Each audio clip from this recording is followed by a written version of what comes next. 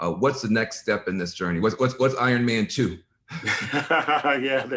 The end game, right? Yeah.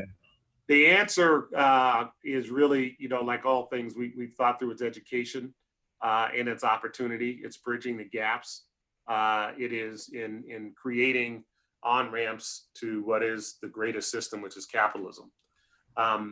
Greatest system for liberating humans from all forms of issues and ills. And so the Student Freedom Initiative, which is what we founded, in essence is as follows. As I was going through this process of, paying off the loans, because it's actually a complicated process, more so than you think, I enlisted a few friends. One of them was a guy by the name of Fred Goldberg. He was a former commissioner, IRS.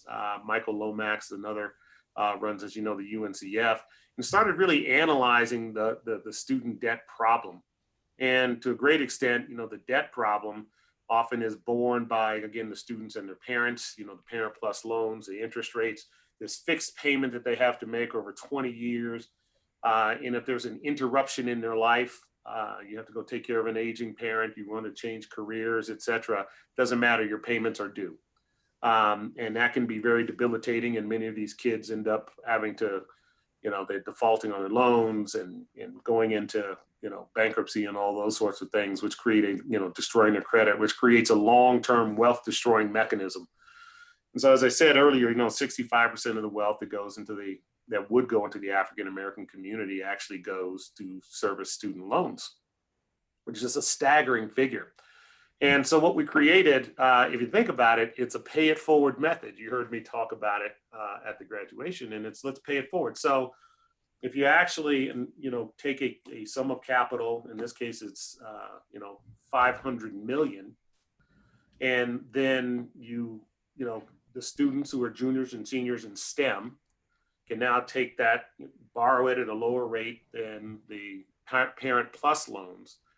And those who go and work at, big technology companies in Vista and places like that, they pay that money back earlier and a little faster.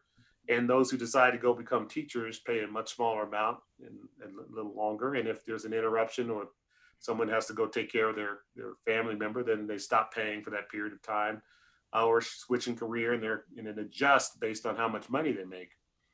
And in essence, the money that's being paid back now starts paying forward. So the next group of students now have the ability to go through school in that same way.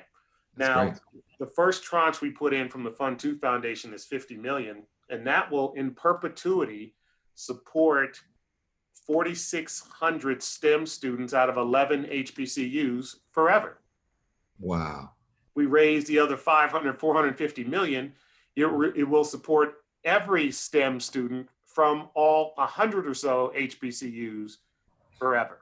So when you think about an elegant solution to the problem, that's the way to do it. The students are now responsible for the next series of classes, and they pay the money back. It's at a lower interest rate, and it doesn't create a debilitating activity in their lives. And hopefully many of these students decide, all right, I'm going to go become a teacher in the local schools, and I pay back a smaller amount, longer period of time, but it doesn't inhibit my ability to buy a house or invest in the securities market to create wealth for my family.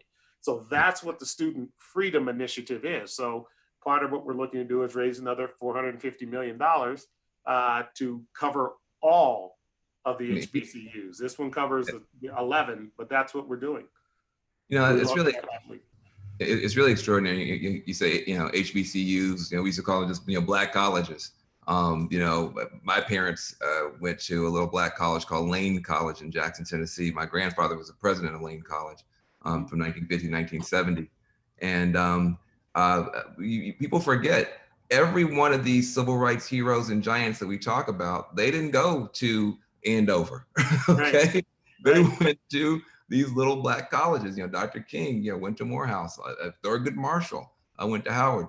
These little Black colleges have been outperforming the whole world in terms of creating leadership, meaningful, consequential leadership, without enough support.